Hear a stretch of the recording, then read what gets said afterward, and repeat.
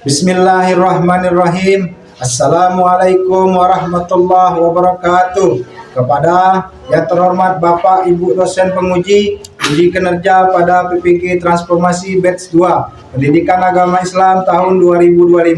Perkenalkan, nama saya Rizal Abdillah, guru PAI SMA Negeri 2 Muaro Jambi, Provinsi Jambi, sekaligus mahasiswa PPG PAI tahap 2 tahun 2025 di LPTK Universitas Sultan Taha Saifuddin Jambi dengan nomor peserta 1505840000635 NIM 210251755. Pada hari ini Jumat tanggal 10 Oktober tahun 2025 saya akan melaksanakan uji kinerja modul pembelajaran dengan materi pernikahan dalam Islam. Terima kasih, selamat menyaksikan. Wassalamualaikum warahmatullahi wabarakatuh. Assalamualaikum. Waalaikumsalam warahmatullahi wabarakatuh. Apa kabar hari ini? Semangat? Alhamdulillah. Nah, kita hari ini akan melanjutkan lagi pembelajaran kita ya seperti biasanya. Baiklah, sebelum memulai pembelajaran, sebaiknya kita terlebih dahulu untuk berdoa, yang mana membaca doa akan dipimpin oleh ketua kelas. Kepada ketua kelas dipersilakan. Pada pagi hari ini, alangkah baiknya untuk berdoa mulai.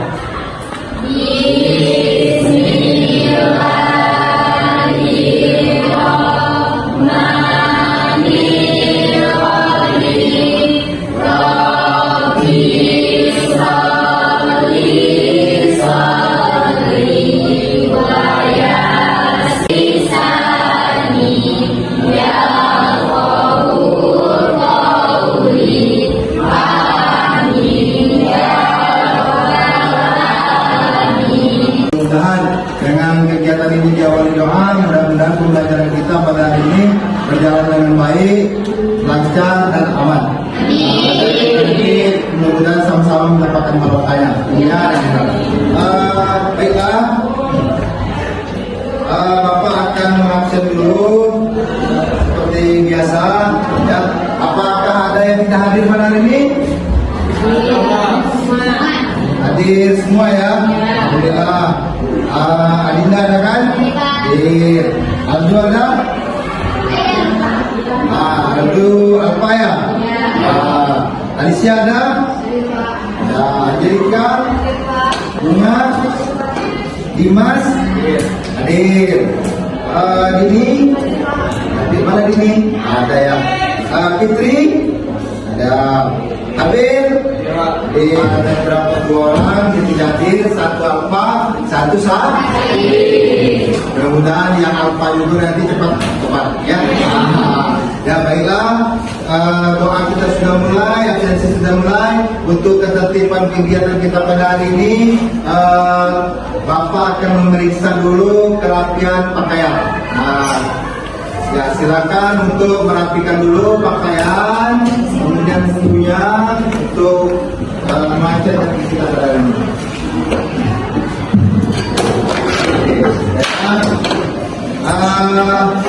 Tempat duduknya sudah rapi.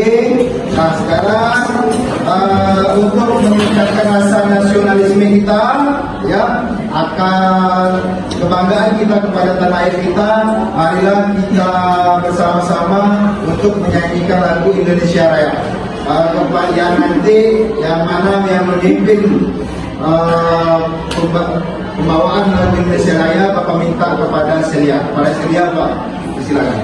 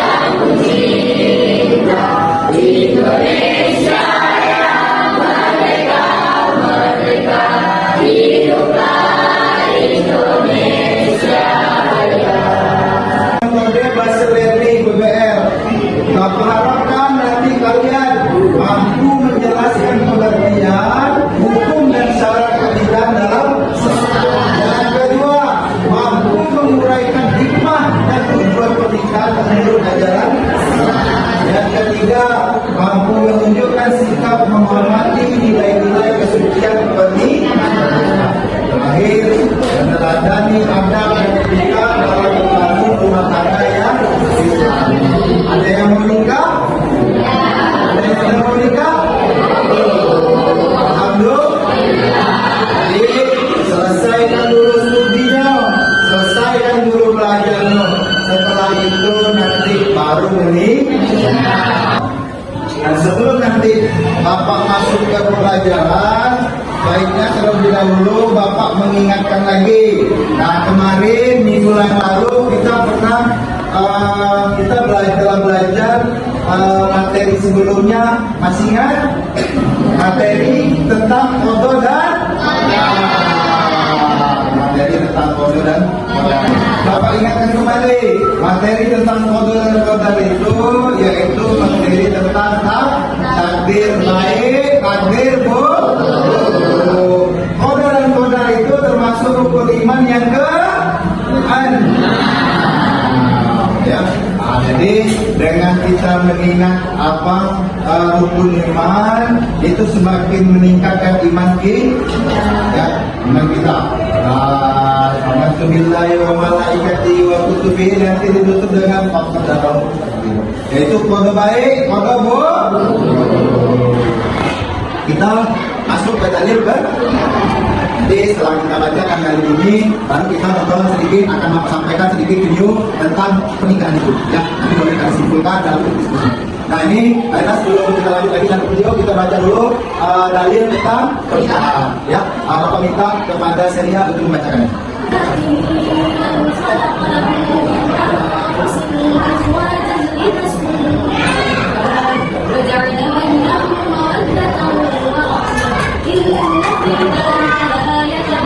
Alhamdulillah. Nah, terima kasih kepada Seria telah membacakan dari tentang pernikahan. Bacaan yang bagus, makharij hurufnya pas, mudah-mudahan tetap tawadhu ya, tetap dijaga terus bacaannya sampai nanti ya. Nah, di sini di dalam Quran surah Ar-Rum ini dijelaskan yang mana maknanya di antara tanda-tanda kebesarannya ialah bahwa dia menciptakan pasangan-pasangan untukmu dari jenis dirimu sendiri. Agar kamu apa? Agar kamu merasa tentram kepadanya. Artinya Allah menciptakan pasangan-pasangan berdasarkan jenisnya masing-masing.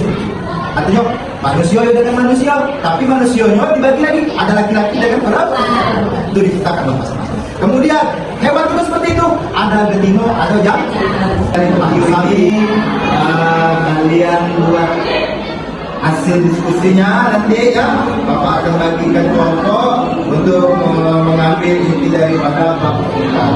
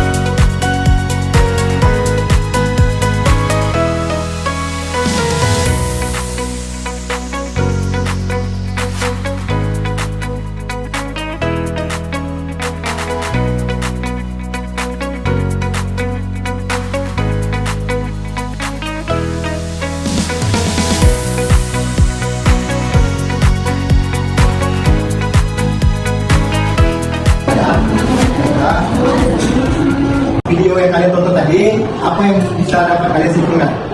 1, 2, 3. Berpasangan. Janji kokoh, saling cinta, saling hormat, saling jaga, saling ridho, musyawarah untuk sakinah. Atau silat taklik. Nah, ini apa yang sudah pegang apa ini? Buku nikah. Nah, ini sudah pegang apa ini? Mas kawin. Nah, kaitan antara bab yang minggu lalu dan tentang bab hari ini yang akan kita pelajari itu yang pertama tentang jodoh. Jodoh berarti termasuk rezeki. Jodoh itu sudah ketetapan Allah dan tidak bisa diubah. Ya, walaupun misal hampir pacarannya sudah dari kelas SD sampai SMP, lanjut lagi SMA, tamat SMA Mau nikah belum tentu jodohnya pacarnya sekarang. Bisa jadi orang nikah diam di. Kawin diam-diam. Boleh tidak kawin diam-diam? Tidak boleh. Itu nama termasuk daripada zina. Zina itu hukumnya haram. Ya, tidak boleh. Rukun nikah itu ada calon suami, kemudian ada calon istri, ada wali, ya, wali nikah ini untuk berdua. Kemudian ada dua orang saksi, kemudian ada ijab kabul, ya, nih. Nah, kemudian pernikahan itu diikat juga dengan undang-undang daripada hukum pernikahan Indonesia, yaitu tercatat di Undang-Undang RI nomor 1 pasal 74. Ya, nih.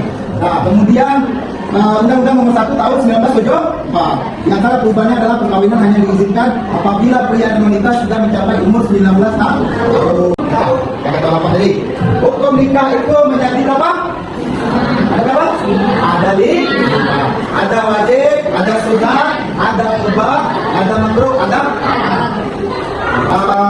hikmah daripada pernikahan itu, ya, yang kita dapat simpulkan pada kegiatan kita, yaitu pertama dari dapat masyarakat kita, yang kedua terbentuknya keluarga bahagia dan saling menyayangi, ketiga dari hubungan yang ridho oleh Allah antara laki-laki dan perempuan, yang keempat kita akan mendapatkan generasi penerus yang sah. Kenapa?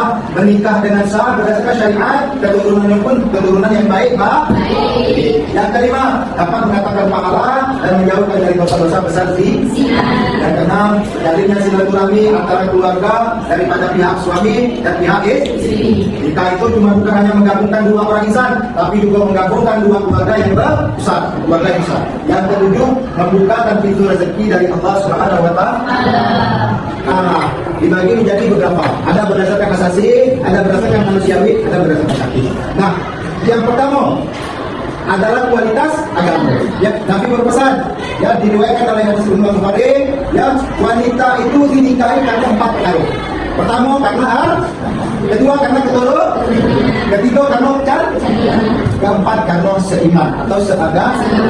Nah, jadi dari 4 ini apa kata hadis itu? Maka pilihlah karena agama, niscaya kamu akan usia menikah. Nanti targetnya anak pertama lahir itu di umur 27. Nah, targetnya umur 34 anak masuk SD, umur 40 anak masuk SMP, umur 43 anak masuk SMA, kuliah umur 46 anak lulus kuliah umur 50, kemudian anak menikah 50 nasab. Yang nasab tadi, ya, dia harus jelas keturunan. Misal ayah yang tadi siapa saudaranya, bibinya, yang ibu juga tadi tahu. Ini namanya Nah, kamu kayak kakak tahu pamannya, tahu bapak, tahu pamannya, tahu bibinya, tantenya, seperti itu. Itu namanya nasab. Oh, bapak tadi punya datuk tadi namanya si A, nyai kita namanya si B, itu namanya nasab. Ya, nah, biar dia jelas nasab. Dia ada mertua bapak punya mertua. Kira-kira boleh nggak Pak jadikan istri? Tidak boleh. Kan ada hubungan keluar terikat dengan orang pernikahan. Yang kedua ayah kita punya istri. Nah, ayah kita meninggal. Kemudian istri ayah tadi kita nikah, boleh? Tidak boleh, karena dia terikat oleh mahram karena contoh tadi. Kalau dia nggak beralat, berarti apa? Ketika dia keluar rumah, dia mampu menjaga pandangan. Itu jadi suami itu nanti berat. Cukup kan? Nah, kemudian amanah terakhir dia pemurah dan tidak boros. Jadi suami itu yang pemurah dan tidak boros. Urgensi daripada nikah. Urgensi nikah itu pertama sunnahnya para nabi. Yang kedua tanda kekuasaan Allah. Yang ketiga dengan menikah bisa menjadi kaya. Kok bisa jadi kaya Pak? Apa kamu sekarang hampir sudah punya rumah? Belum. Imron sudah punya sawah? Belum. Nanti ketika kita berumah tangga, Allah titipkan rezeki lagi. Nah, itu namanya perantara rezeki istri. Yang suaminya nanti kita akan berusaha bekerja keras sesuai kayak yang kita tonton dari video. Dia bekerja keras mencari rezeki.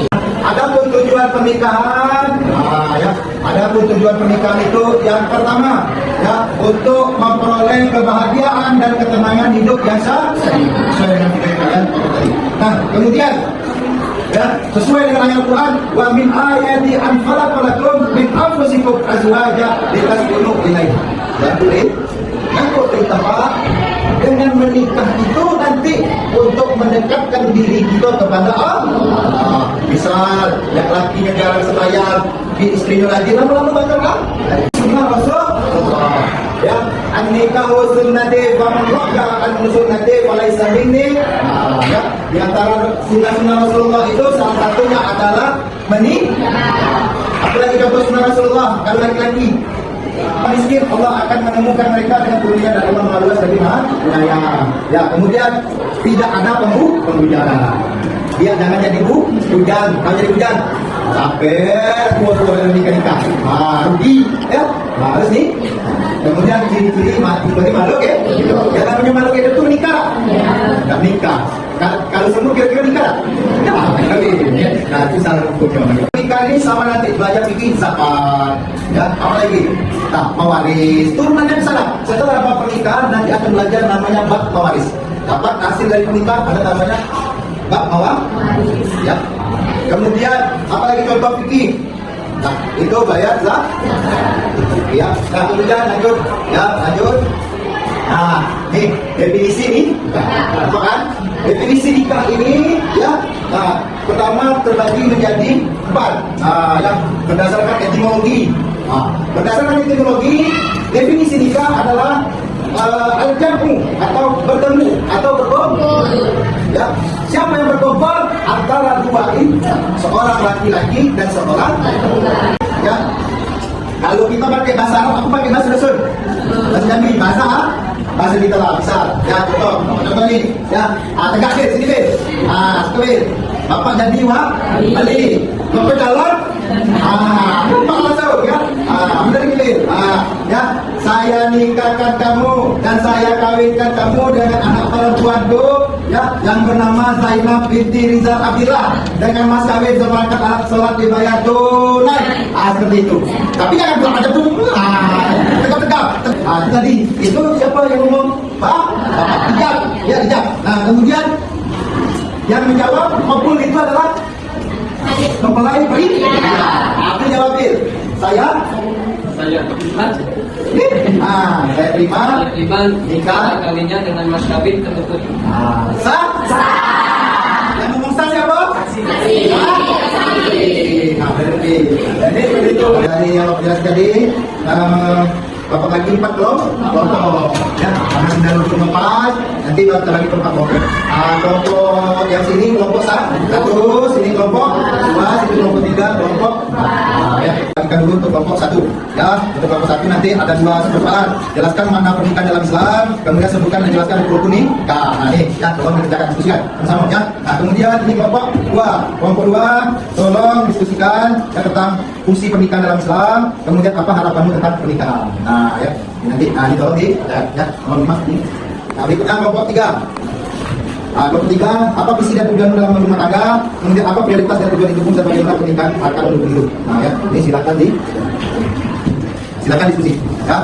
Nah, kemudian terakhir kelompok apa makna pernikahan bagi dirimu. Nah, bukan makna pernikahan dalam Islam, tapi bagi diri kalian apa makna pernikahan itu. Kemudian lanjut soal 2-nya, seperti apa pernikahan dini atau pernikahan yang tidak sesuai dengan syariat. Banyak kan yang nikah ini? Banyak. Kira-kira sesuai dengan syariat kita. Nah, ini soalnya silakan yuk dimulai kerja.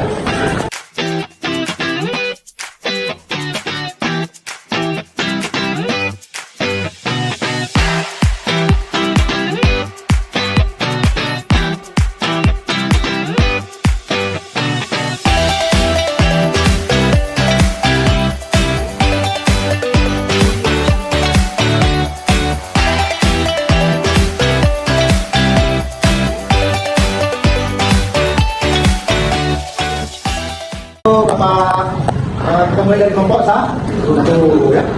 Ya, kepada kelompok 1 Bapak persilakan untuk perwakilannya boleh. Perwakilannya untuk maju ke depan. Ya, kumpul dan berdiskusi bersama pada sini. Adapun pertama-tama perkenalkan, kami dari kelompok 1 yang bergontakan, saya sebagai koordinator dan ada juga teman-teman seperti saya yang lainnya, yaitu biasanya ada saya Celia Delisha. Adapun pada kesempatan kali ini, kelompok kami ingin menyampaikan sebuah topik yang sangat relevan, yaitu mengenai pernikahan.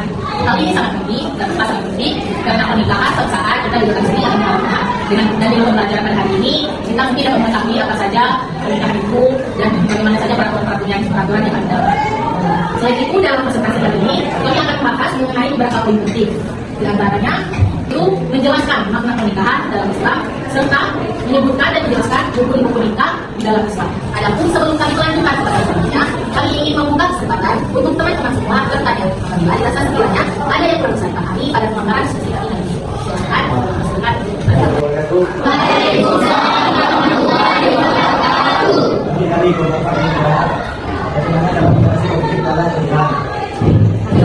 Pertanyaan dari kelompok cepat.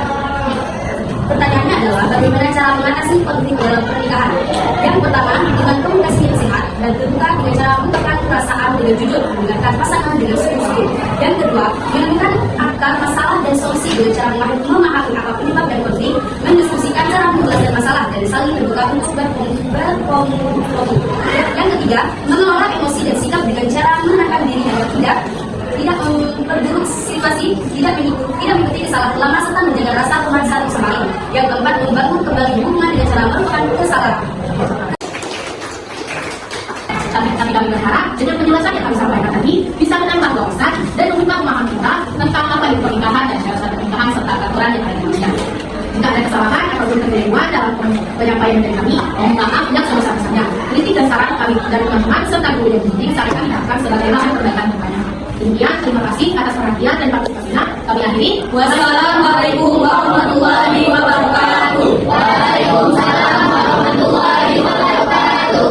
Pertanyaan-pertanyaan dan jawabannya pun sudah sangat baik, bagus terkait dengan topik kita materi kita pada hari ini tentang bab pernikahan. Adapun yang dapat Bapak simpulkan pada kegiatan kita pada hari ini yaitu kita ambil hikmahnya. Simpulkan pada kegiatan kita pada hari untuk sebelum kita tutup kegiatan kita pada hari ini, marilah kita bersama-sama membacakan sholawat supaya untuk mendapatkan keberkahan.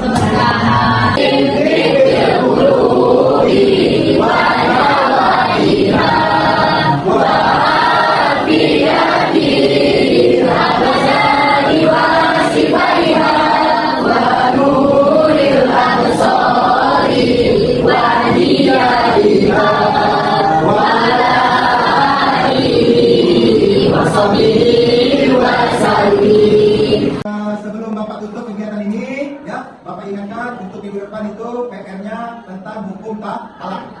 Nanti kita lanjut di minggu depan, ya. Nah, kita tutup dan kegiatan kita pada hari ini dengan bacaan hamdalah. Alhamdulillah. Assalamualaikum warahmatullahi wabarakatuh.